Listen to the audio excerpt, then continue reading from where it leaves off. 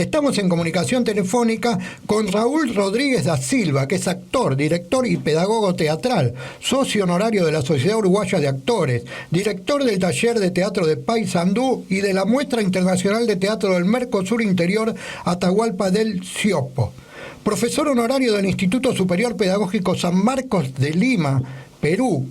Integrante, representante para Latinoamérica del Laboratorio Internacional Chekhov de Moscú, integrante de la Asociación Internacional de Teatros Universitarios, AITU Utah, miembro del Gremio de Dramaturgos de Rusia, es representante del Instituto Ruso de Arte Teatral HITSIT de Moscú en América Latina, y quien fuera, en su momento, candidato a la presidencia de Uruguay por el Partido Asamblea Popular en el año 2009, que también le ha costado, anteriormente en su militancia política, ser prisionero político en Chile del golpe de Estado de Pinochet de 1973 y prisionero político de la dictadura uruguaya de 1975 a 1985. Hola Raúl, ¿cómo estás? Claudio Bevilacqua te saluda. Gracias por acudir al llamado del Paso Cambiado. Buen día, mi querido Claudio. Bueno, un gusto estar en tu programa. Yo lo he seguido cuando he podido, obviamente, y también de modo a toda la audiencia, sí. ¿Verdad? Los hermanos rioplatenses, somos los hermanos rioplatenses. Sí. Acá estoy a tus órdenes. Bien, bueno, Raúl, nos convocaba hace rato intentar hablar contigo, pero sobre todo aceleró la situación, este conflicto que hay entre Rusia y Ucrania, esta guerra que hay, y de alguna manera, como vos sos una palabra autorizada, porque tenés tus trabajos formados en Rusia y demás, y tenés tu idea política por ahí también, digo, un poco la información que nos llega sobre los grandes medios de comunicación aquí en Argentina, los medios masivos, y qué sé yo, es como siempre pintan como una invasión rusa y como un asesinato a diario que produce Rusia. Pero nosotros sabemos que más allá de lo triste que es la guerra y de que las muertes que se suceden, sabemos que el conflicto viene de hace rato y que no solamente tiene que ver con una cuestión porque Rusia es un país invasor, ¿no? No, todo lo contrario. Es decir, Rusia tiene una historia al revés de una nación invadida. En la historia de Rusia prácticamente se han sucedido acontecimientos muy dolorosos por invasiones extranjeras, ¿no? Desde los mongoles, después la más notoria, ¿no? Mongolia, después Napoleón, Bonaparte, sí. Después el nazismo, Hitler. Es decir, es un pueblo muy sufrido, ha perdido, digamos, siempre mucha gente, pero es un país con una capacidad de lucha enorme, ¿no? Entonces, claro, lo que está ocurriendo y lo que ocurre frecuentemente, constantemente ocurre, es que no nos informan, nos desinforman, claro. ¿No? Entonces, cantidad de acontecimientos que han estado ocurriendo en estos últimos 8 años, por lo menos, nosotros aquí, la gente de nuestro continente, no se ha enterado para nada. Yo he tenido la posibilidad de enterarme y de estar al tanto porque yo he estado prácticamente buena parte de mi vida en Rusia, porque de alguna manera estoy ahí en Uruguay y también estoy en Rusia y trabajo allá y estudié allá. Entonces, claro, como un ser también, además de un artista, un ser político, me informo, me intereso, analizo, investigo, en fin, ¿no? Por lo tanto, esto que se desembocó en lo que llaman, para mí, de manera muy equivocada, una invasión, porque la invasión es otra cosa, yo digamos, de alguna manera lo esperaba, de un momento a otro se iba a dar, porque desde el 2014 hay que pensar en ese acontecimiento fundamentalmente, que yo me acuerdo que estaba ahí, me acuerdo lo que estaba haciendo además. Claro. Yo estaba invitado en aquel momento por el Centro Cultural Meyerhold, dando conferencias sobre Meyerhold, ¿no? Sobre su importancia de Meyerhold. Bueno, era una cantidad de invitados, yo era el único latinoamericano, y recuerdo perfectamente lo que pasó. Había un gobierno en ese momento en Ucrania que como debería ser siempre, era un gobierno amigo de Rusia, porque de hecho Ucrania formó parte de la Unión Soviética, ¿no?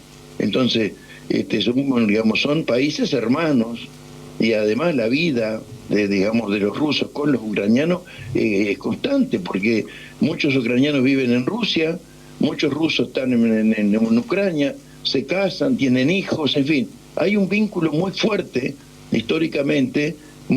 Todos los ucranianos en general hablan ruso. Claro. Conocer a un ucraniano y seguramente te podés comunicar con él en ruso, aunque no conozca el idioma de ellos, ¿no? Sí, sí, Ahora, sí. el 2014, ¿qué es lo que ocurrió? Un golpe de Estado, tranquilamente, de esos golpes de Estado que organiza Estados Unidos, que tiene una, digamos, la CIA se ha transformado ahora, de alguna manera, antes iban y mataban, asesinaban a un presidente, ahora organizan a los opositores, les dan dinero, les dan armas, les dan, ¿no? Generalmente les dan mucho dinero, ¿no? Sí. Y organizan revueltas, ¿no? Lo han hecho en distintos países, en algunos con éxito, otros sin éxito, ¿no?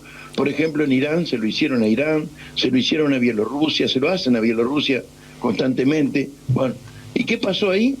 Hubo un golpe de Estado, destituyeron al presidente legítimamente elegido, que era amigo de Rusia, y a partir de ese momento prácticamente se institucionalizó el nazismo en el gobierno, ¿no? Del Sí. presidente que vino y de ahora de Zelensky, que aparte tienen una adoración por todo lo nazi. Hay un elemento, por ejemplo, clave para interpretar esto. En la época de la invasión nazi a la Unión Soviética, Sí. en Ucrania había un líder nazi que se llamaba Stepan Bandera. ¿Ah? Stepan Bandera, digamos, obviamente durante la posguerra pasó al ostracismo, porque había sido un líder nazi que propiciaba que las fuerzas de Alemania pasaran por Ucrania para llegar más fácil a Moscú, ¿ah? Cosa que no logró. Pero hoy por hoy, ese personaje siniestro está siendo exaltado por el gobierno de Zelensky. Es más, le hicieron una estatua, ¿verdad? Como si fuera, no sé, San Martín, o fuera Artigas, o fuera Bolívar. ¿Ah? Entonces, eso te da el carácter neonazi de este gobierno de Ucrania, que se ha estado prestando todo el tiempo a los intereses de la OTAN y de Estados Unidos, que quieren establecer una base de misiles apuntando desde Ucrania a Moscú.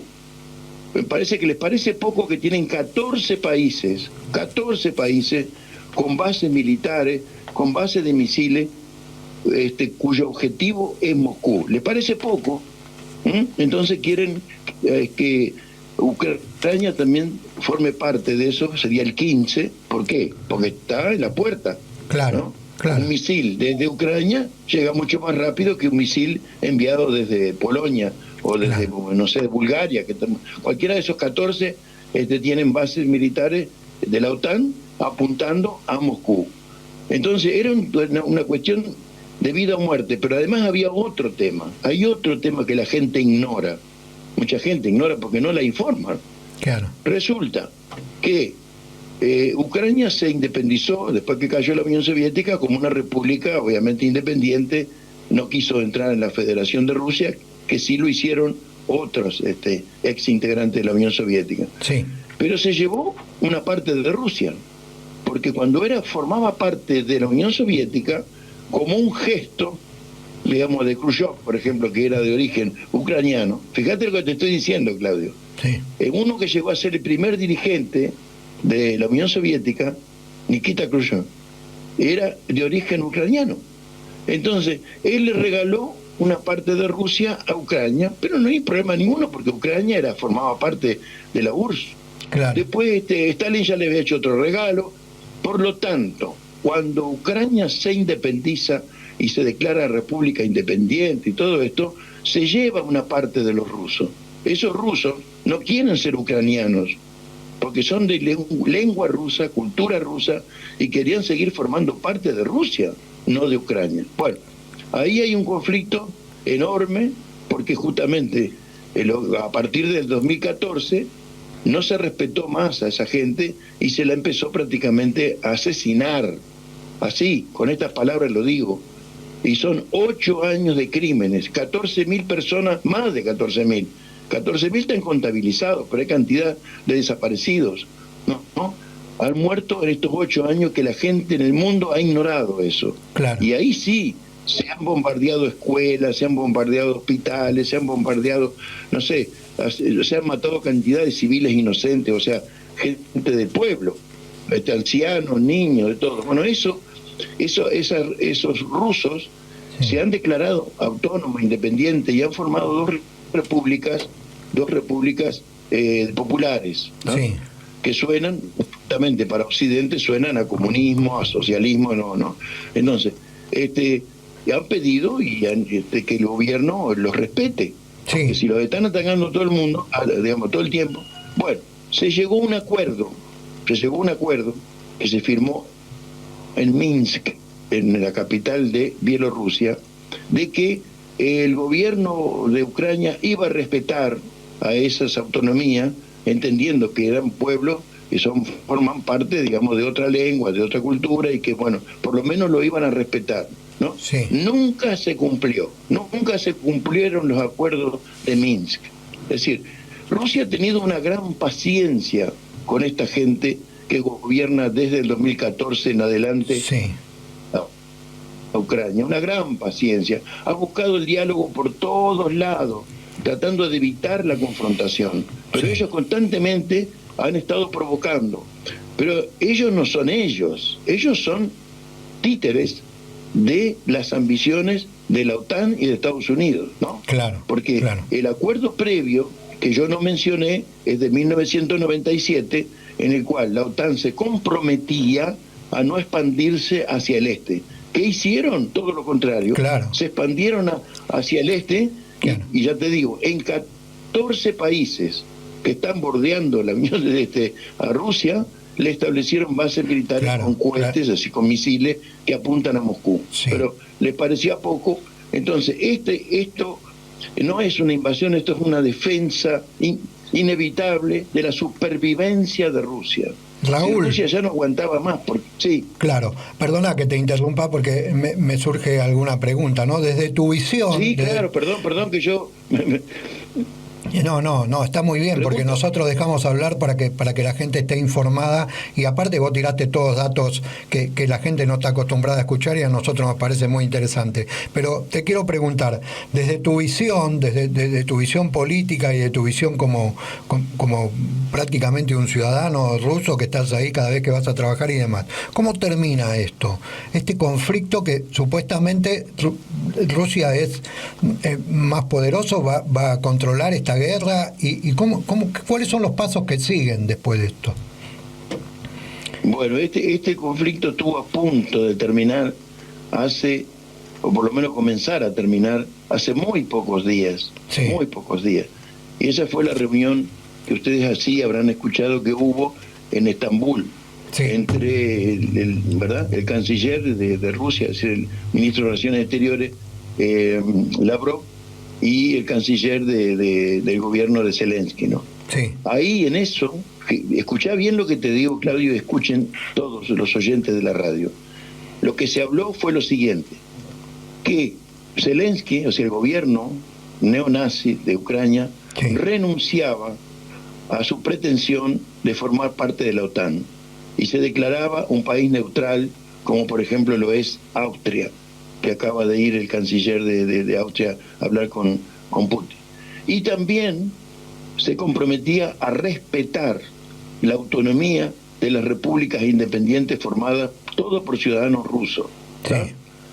Bueno, eso ya, lo único que pedía Zelensky también era una reunión personal con Putin. ¿Ah? Sí. E incluso Putin estaba decidido hacer esa reunión, a pesar de que había algunas críticas que decía que de alguna manera, al reunirse, lo iba a legitimar a Zelensky, que es un neonazi al servicio de la OTAN y Estados Unidos. Pero Putin estaba igual decidido a hacerlo, porque lo más importante era lo que se iba a firmar, que ellos iban a ser neutrales a partir de ahora, que no iban a estar al servicio de la OTAN, no iban a integrar la OTAN, y al mismo tiempo se iba a respetar la autonomía de estas repúblicas, de la zona, que es la región que se llama del Donbass, ¿no? Pero ¿qué pasó? Occidente, cuando se enteraron de esa aflojada, esa echada para atrás de Zelensky, inmediatamente reaccionaron y le dijeron que de ninguna manera firmara eso. Claro. ¿No? Porque eso era un triunfo para Rusia, más allá de que él se pudiera reunir con Putin. Sí. Lo más importante era que él estaba renunciando a la guerra, porque Sí. en realidad lo que le han prometido en estos días, y le han dicho, que ellos no van a intervenir directamente, pero que lo van a abastecer de más armamento, Claro, y más obviamente. sofisticado incluso. Obviamente. O sea, Occidente, vamos a llamar Occidente, el imperialismo, la OTAN y Estados Unidos, lo que quieren es echar leña al fuego, no quieren apagar el fuego ese. Claro. Y al mismo tiempo han alimentado a las fuerzas más radicales, que son nazis, que son los que cometen los crímenes. Porque aparte, por ejemplo, tú piensas lo siguiente, Claudio, vamos a pensar juntos. Estas repúblicas autónomas de la zona de la región del Donbass le pidieron a Rusia ayuda, porque son rusos, y le pidieron a su propio hermano, sálvenos, nos están matando, hace 8 años que nos están matando. Claro. Ahí Putin los reconoció oficialmente. No había querido reconocerlos oficialmente como gobierno para no tener problemas, para no agregar un problema más, porque inmediatamente que Putin reconoció a esas repúblicas, ya hubo una reacción, lo que está haciendo, bueno, está. Le pidieron ayuda. Entonces, ahora en este momento el conflicto ahí en esa región, ¿no? El otro día, por ejemplo, habrás escuchado, y todos los oyentes habrán escuchado, que tiraron una bomba a una estación de trenes. ¿Está? ¿Escuchaste Sí. eso? Sí. Hubieron que murieron 50 personas y todo lo demás. Bueno, eran los rusos, ¿no? De ninguna manera, porque son rusos, los rusos no nos van a matar a los rusos, si los vinieron justamente a salvar de los neonazis, que Claro. los están atacando constantemente. Fueron ellos, y aparte estaban las armas, se fueron exhibidas cualquiera lo puede ver, que están los restos del armamento, la bomba que tiraron, está, y tiene marca ucraniana, tiene la sigla, digamos, y los números, todo. Claro. Entonces, lo que el mundo está recibiendo es la información de que los rusos son tremendamente crueles, que matan a población civil. A los civiles, sí. Y, seguro. Y por otro lado, yo recibo la información, o otra gente también la está recibiendo, felizmente, de que al revés, son como siempre han sido los neonazis, Sí. ya sea en la Argentina, ya sea en Uruguay, ya sea en Chile, ya sea en Alemania, tremendamente crueles. Porque ni siquiera te matan de una sola vez, te matan de a poquito, Claro. te hacen sufrir, Claro. ¿verdad? Te hacen sufrir hasta el último momento. Sí. Entonces, esas son típicas metodologías nazi. Entonces, Rusia no aplica esa, pues, de ninguna manera, en ningún momento, ni siquiera en la Segunda Guerra Mundial. Los enfrentamientos que hubieron siempre eran entre soldados, tratando de evitar que los civiles, digamos, tuvieran víctimas civiles inocentes, y al mismo tiempo no se torturaba a los prisioneros. Bueno, estos neonazis te Claro. torturan, y hay pruebas y no las quieren recibir. Es más, increíblemente, lo que es el cipallismo de ciertos gobiernos de nuestro continente, echaron a Rusia de la ONU, Sí. del Consejo de los Derechos Humanos, Sí. sin escuchar, sin ver todas las pruebas que tiene Rusia de que todos esos crímenes fueron cometidos por los neonazis. Claro. Lamentablemente, el gobierno argentino, que hacía muy poquitos días había estado en Moscú rindiéndole pleitesías a Putin, vota en contra de Rusia. Cosa Claro. que no hicieron felizmente otros gobiernos, como por ejemplo el caso de Bolivia o el caso de México, que se abstuvo, en fin. Ni siquiera tuvo la delicadeza el gobierno argentino de abstenerse. Pero sabemos por qué. Porque Obvio. tenía que firmar con el Fondo Monetario Internacional. ¿Y quién decide en el Fondo Monetario Internacional? Los Estados Unidos. Claro. Por lo tanto, había que estar bien con Estados Unidos. Claro, ¿no? seguro. Pero las cosas que dijo el presidente argentino, yo no me quiero meter en los temas, aunque tengo una parte mía que es argentina, porque tengo hijos y nietos argentinos y Sí. bisnieta argentina. Tengo cierto derecho también Claro. a opinar sobre eso.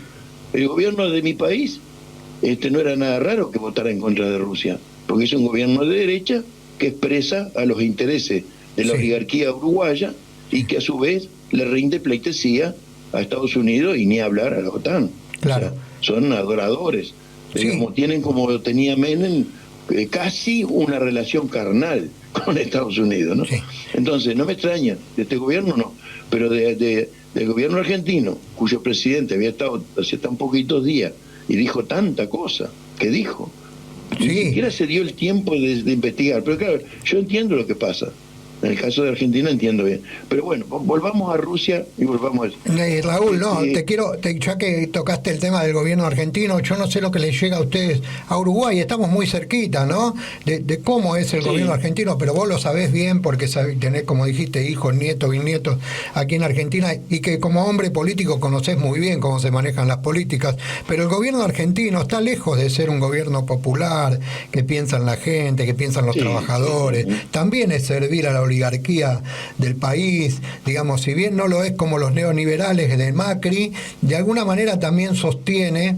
Y el gobierno de Alberto Fernández lo ha hecho visible con varias cosas, ¿no? A la hora de tener que expropiar una empresa no lo hizo, de tener que defender las vías navegables no lo hizo, digamos, es como, bueno, no sé lo que le llega a usted, pero para nosotros está muy lejos de ser un gobierno que se incline hacia, por lo menos, la independencia nacional, ¿no? Lo que menos busca es eso.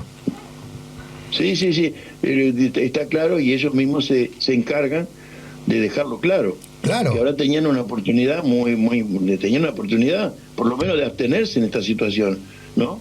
Claro, claro. Lo que marca la hipocresía de tipo algunos gobiernos es cómo pueden ir, cómo se puede ir a Rusia a hablar con el presidente, decirle que va a ser la puerta de entrada argentina de Rusia en América Latina, etcétera, etcétera, y a los poquitos días votar contra Rusia. Es una locura, ¿no? Una locura. Es una cosa, porque dijera, fue un gobierno que estuvo, como el gobierno uruguayo, que nunca le gustó Rusia, nunca recibió el presidente, hasta el día de hoy no ha recibido, creo, el embajador de Rusia, ¿eh? Claro. Te voy a decir, claro. ¿No? Lo recibió el secretario del presidente. Raúl. Le vino a ofrecer... Sí, perdóname, te corto. Porque... No, cuando es cortito, el embajador de Rusia fue a ofrecerle la Sputnik. En aquel momento que acá no había ninguna vacuna. Claro. Y no lo recibió el presidente, lo recibió el secretario del presidente. Claro. Lo cual es un gesto bastante antipático, ¿no? No, sí, claro. Claro. Sí, te decía que, bueno, para cerrar un poquito, llevamos 23 minutos de nota, digo, la vamos a extender un poco más porque es muy interesante lo que estamos hablando con vos, pero también queríamos hablar un poquito con vos de tu historia política, de tu historia como actor, como director de teatro, cómo encaraste esa vida. Digamos, démosle un cierre a esta parte de Rusia y Ucrania y después nos dedicamos un poquito más a lo que es tu historia política, que sabemos que fuiste candidato a presidente por tu país en el año 2009. Sí, bueno, unas cosas están vinculadas con las otras, ¿no? Y yo en realidad llegué a Europa porque, digamos, había estado preso primero acá en Uruguay, en el 72 al 73, sí. Salí el 25 de mayo del 73, había caído por una causa muy menor, y salí el mismo día que Cámpora asumía la presidencia argentina después de tantas dictaduras, ¿no? Sí. Me recuerdo muy bien ese día porque, bueno, fue un día festivo, digamos, ¿no? Sí.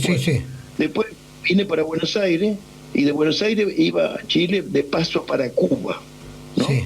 Pero ¿qué ocurrió? En el interín me agarra el golpe de Estado en Chile. Ahí el mismo día, 11 de septiembre, yo soy prisionero político y bueno, y nos salvó la vida el embajador de Suecia, don Harald Edelstam, que no desaprovechó ninguna oportunidad aunque no está en este mundo, de remarcar que le debemos la vida a los uruguayos que estábamos en el estadio, se la debemos a él. Eso me llevó a Europa, porque nos recibió Suecia, y yo después me encargué de las relaciones internacionales de mi organización, y también en aquel momento estaba la Junta de Coordinación Revolucionaria, de las relaciones internacionales que abarcaba 4 organizaciones: el PRT-ERP, el ELN de Bolivia, el MIR de Chile y el MLN de Uruguay. Sí. Entonces eso me llevó al campo socialista también, ¿no? Relaciones que en aquel momento no se podían hablar mucho, pero que ahora ya se saben, claro. Que tuvimos también con el campo socialista, además de que teníamos con Cuba, tuvimos con el campo socialista. Por lo tanto, mi vínculo con el teatro, digamos, con el teatro ruso, con el teatro de la Unión Soviética, el teatro de la República Democrática Alemana. Ahí conocí, por ejemplo, fue una cosa muy linda para mí estar en el teatro de Bertolt Brecht, ¿no? Claro. En el ensamble y conocer, digamos, y ver, porque aparte vi Galileo Galilei hecho por ellos mismos, ¿no? Claro. Una cosa maravillosa. Entonces, ahí empezó mi vínculo con el teatro, digamos, de la otra parte del mundo. Yo había estudiado en Montevideo, había estudiado en Buenos Aires, en la sociedad, digamos, algunos cursos que la Sociedad Argentina de Actores propiciaba, por ejemplo, con Carlos Gandolfo, ¿no? Sí, Carlos Gandolfo. Era un maestro. Sí. Bueno, y también tuve la oportunidad en Buenos Aires de tener una relación artística y afectiva muy grande con Lautaro Murúa, ¿no? Oh. Que fue un amigo, un hermano para mí. Claro. Casi en momento determinado como un padre, porque era mayor que yo, un hermano mayor, digamos, ¿no? Sí, Hasta el último momento yo estuve vinculado con él, ¿no? Lo traje a Uruguay incluso el año que él falleció, en 1995. Y bueno, entonces yo me volqué, después que salí de la cárcel, busqué de nuevo el vínculo con el teatro ruso. Y ahí, a través incluso de un maestro en ese momento, que era el mejor maestro que había en Moscú, que era el decano de la Facultad de Actuación de GITIS. Para la gente que no conoce GITIS, les voy a decir esto. Es la universidad de teatro más grande del mundo. Es una universidad dedicada exclusivamente al teatro.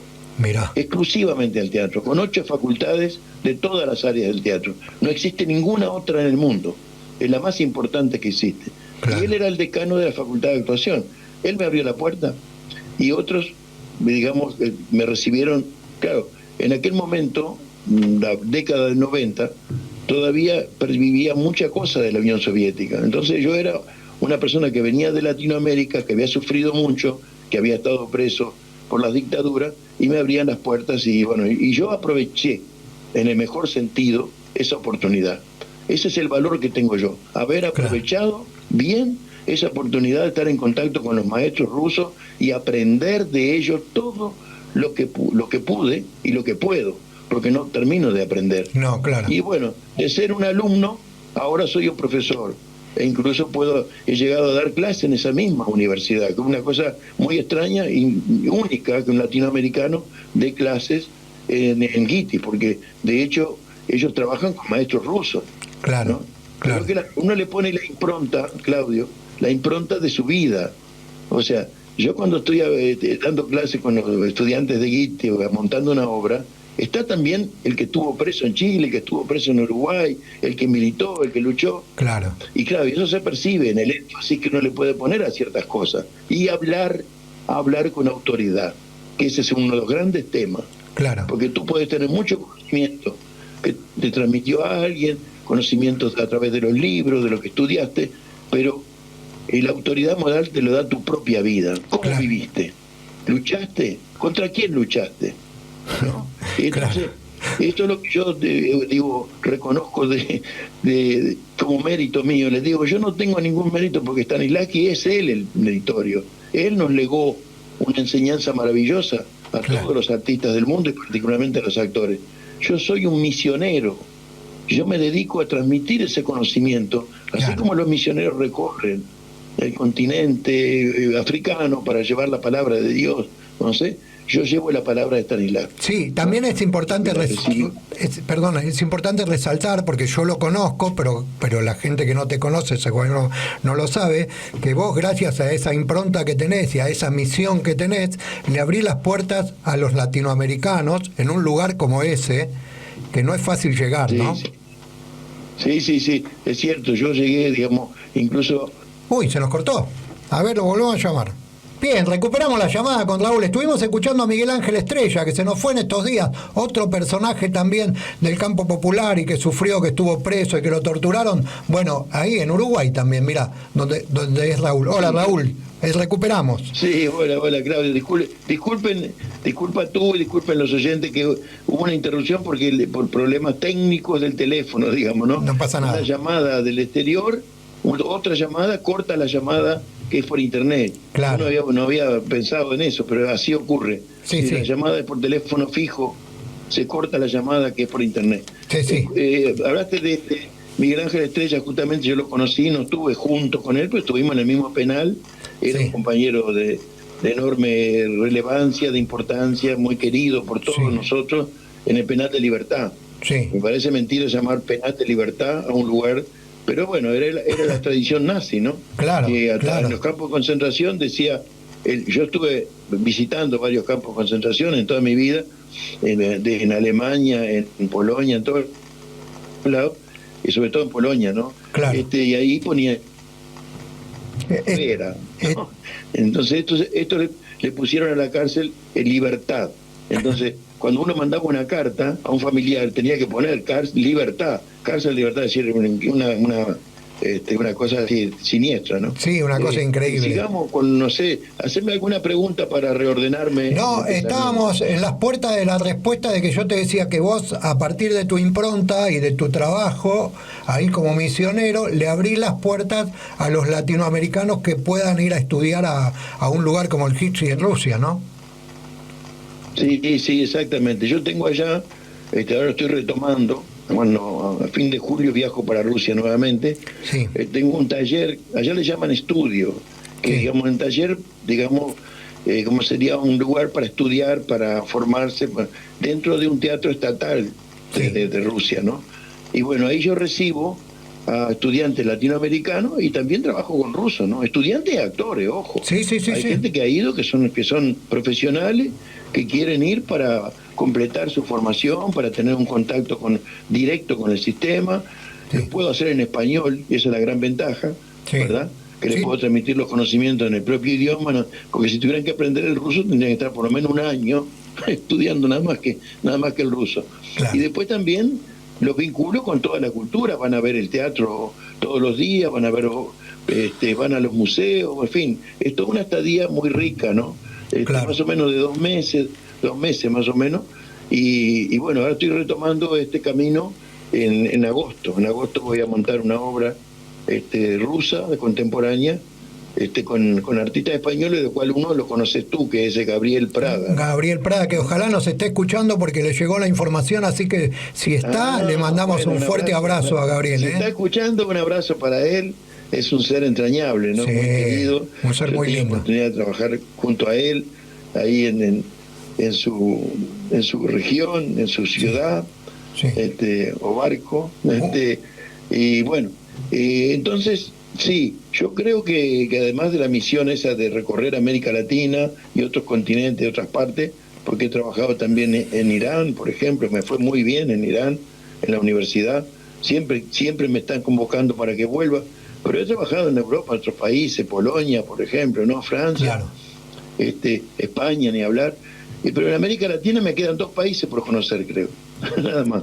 Mirá. Todos los demás he trabajado. Bueno, la pregunta obligada es la siguiente ahora, que hablamos un poquito de América Latina, es ¿a dónde termina esta política que vienen llevando hace años, por ejemplo, el imperio con todos los países de Latinoamérica, ¿no? Y que algunos países se encargan de ser buenos, serviles para el imperio, otros no tanto, que la pelean desde otro lugar? ¿A dónde va? Porque acá en Argentina, por ejemplo, Raúl, te cuento que cuando uno habla de socialismo, por ejemplo, hay muchos sectores que hablan de un sistema caduco, ¿no? Como si el sistema capitalista hubiese triunfado, hubiese dicho, digamos, bueno, es lo mejor que nos puede pasar. Así sostienen algunos gobernantes. Por ejemplo, Cristina Fernández de Kirchner dijo hace poco tiempo que este era el mejor sistema en el que se podía vivir. ¿Qué opinión te da eso? Sí. Bueno, pero lo que pasa es que, bueno, esto es un tema que a mí me duele mucho, porque yo incluso cuando fui candidato a la presidencia tuve que enfrentar a un ex compañero mío, muy notorio, muy conocido en el mundo entero, Pepe Mujica. Claro. ¿Y cuál era mi reclamo hacia Pepe Mujica? ¿Por qué yo lo enfrentaba? Porque yo no, si yo había sido un compañero de él, incluso lo había votado, cuando no había sido presidente, sino cuando era candidato a diputado, ¿por qué lo tuve que enfrentar en las elecciones? Él nunca quiso debatir conmigo, ¿no? Porque ahí se daba una situación muy particular. Él era un dirigente, había sido un dirigente de Tupamaro, que le había pasado muy mal, y yo era el último, digamos, sobreviviente de la dirección del MLN, que había vuelto al Uruguay clandestinamente en el año 75, y bueno, y había pasado todas las que había pasado, ¿no? Que se puede imaginar la gente que te está escuchando, que me está escuchando. Sí. Entonces, yo creo que esto va a llevar tiempo. Es decir, ocurre que los gobiernos, digamos, latinoamericanos, independientes, digamos, de la situación histórica que estamos viviendo ahora, tienen un componente en general que es los conservadores y la gente más reaccionaria que gobierna algunos países, con fuerzas que en realidad se llaman progresistas y que no quieren ningún cambio profundo de la sociedad. Eso se puede decir tanto del Frente Amplio de Uruguay como digamos, del Frente de Todos, se llama, ¿no? Sí, Frente de Todos. Sí. El Frente de Todos, de Lula, en fin. Gobierno, bueno, ahora en Chile, este señor Boric, que había sido un dirigente estudiantil muy aguerrido, pero que se demuestra que viene para hacer lo mismo. Mira, yo acuñé durante mi proceso de candidato una frase: dime la política económica que haces y te diré quién eres. ¿Ah? Es muy buena. Vos sabés que ayer, con respecto a eso, ayer salió digamos, un formato de política económica en el caso de que volviera a ganar el macrismo en Argentina o algún gobierno parecido, ¿no? Me encolían a la cabeza, y donde dicen cuáles son los puntos sensibles a tocar en el caso de que ellos vuelvan a ser gobierno, ¿no? Y habla de ajuste a las jubilaciones, ajuste a los trabajadores, terminar con las indemnizaciones para que las multinacionales no gasten tanto dinero cuando digamos, todo más de lo mismo, ¿no? Digamos, como viene pasando. Seguro. Podrían haber dicho profundizar lo que ya está haciendo Alberto Fernández. Claro, totalmente. Decir. O continuar con la política que venimos. Sí, acá pasa lo mismo. El Frente Amplio perdió las elecciones, pero no se han hecho para nada una autocrítica, verdaderamente. Claro. Lo que van a hacer, lo que están haciendo es competir. Por ejemplo, hubo el referéndum, pero el referéndum es parte de una competencia para volver al gobierno, pero no hay como una profunda reflexión de por qué perdimos. Claro. Y por qué hubo gente que nos votaba a nosotros y terminaron votando a la extrema derecha. Claro, acá pasa lo mismo, claro, exactamente igual. Claro, porque incluso en todo el periodo que el Frente Amplio gobernó, hubo un descenso en la conciencia de las masas, porque la gente no se la desmovilizó totalmente y no se preocuparon para nada en lograr, digamos, un ascenso de conciencia, todo lo contrario. Claro. Entonces la gente vota esto, vota lo otro. Hay un núcleo, digamos, como pasa ahí también, un núcleo duro de gente que es frente amplista ya y casi racionalmente, ¿no? Sí. Por tradición, ya se volvió un partido tradicional, y bueno, pero realmente, si tú me haces esa pregunta, yo te digo, hay muy pocos países en América Latina, pero es importante destacarlo, que tienen una política independiente. A mí me complace mucho, me da felicidad que Venezuela haya sobrevivido a todo lo que le hicieron y le siguen haciendo. Claro. ¿No? ¿Cómo ha logrado? Por eso es una herencia del más grande dirigente que ha existido en los últimos tiempos en América Latina, después de Fidel, obviamente, que fue Chávez. Sí, claro. O sea, lo que hizo Chávez, el periodo de Chávez es único y ejemplar, ¿no? Claro. Y bueno, Maduro ha sido, digamos, ha hecho todo lo que sus fuerzas le permiten y ha resistido, y hoy por hoy, digamos, yo creo que hay que apoyar a Venezuela, y que Venezuela es increíble cómo ha sobrevivido. Y bueno, ahí hay otros gobiernos. El caso es lo que pasa con Bolivia, dentro de todas las limitaciones. Y ahora hay que fijarse en eso. A ver, ¿qué política económica hacen? ¿No? Claro. ¿Qué política económica? Si tu política económica es la misma que los anteriores, ¿no?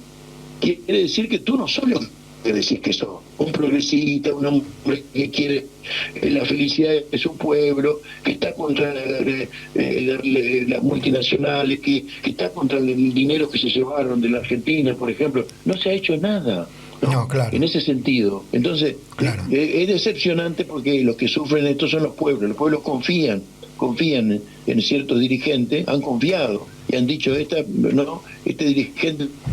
Yo te digo una cosa, ¿sabes ante quién me saco el sombrero? ante Kirchner. ¿Por qué? Porque Kirchner nunca dijo que era socialista. Jamás. Claro. Yo le ponía el ejemplo acá en la campaña electoral, le decía, mire, Kirchner nunca dijo que era socialista, siempre se reconoció como un peronista que además había militado y todo lo demás, pero nunca dijo, quiero cambiar la realidad argentina y hacer un socialismo y nada por el estilo. Claro. Ustedes dicen que decían que querían hacer eso y han hecho menos que él. Claro. Han hecho menos que él. Claro. Él hizo, en el plano de los derechos humanos, en el plano incluso económico, hizo una negociación con la deuda externa que nadie más la hizo. Todos los demás quieren pagar las deudas. Claro. Deudas contraídas a espalda de los pueblos, contraídas por dictaduras que no se deberían pagar ya por principio.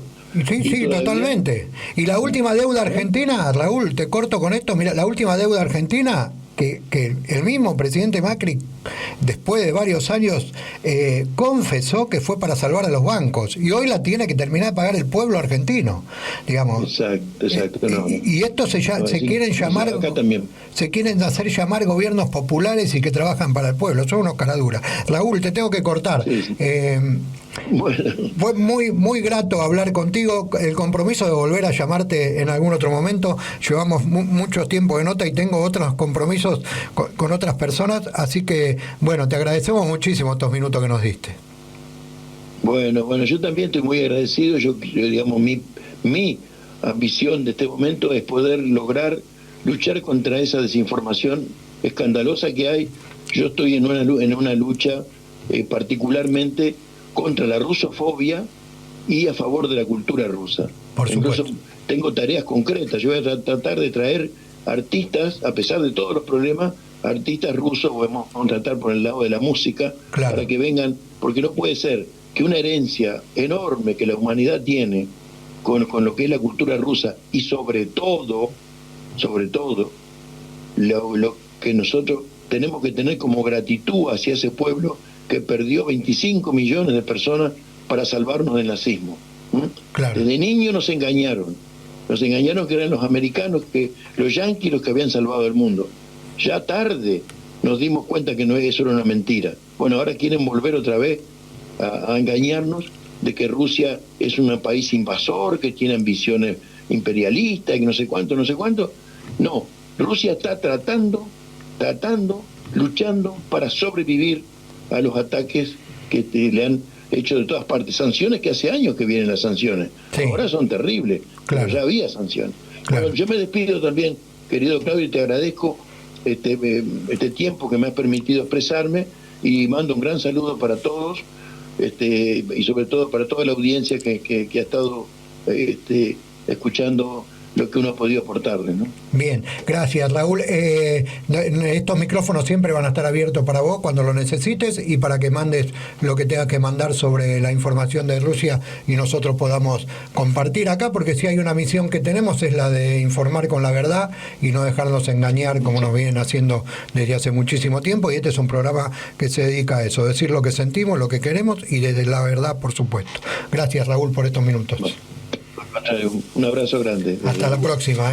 Bien, estuvimos hablando con Raúl Rodríguez da Silva, desde el Uruguay, quien, bueno, en un ratito más voy a volver a decir todo lo que es actor, director y pedagogo teatral, pero también un personaje político muy interesante.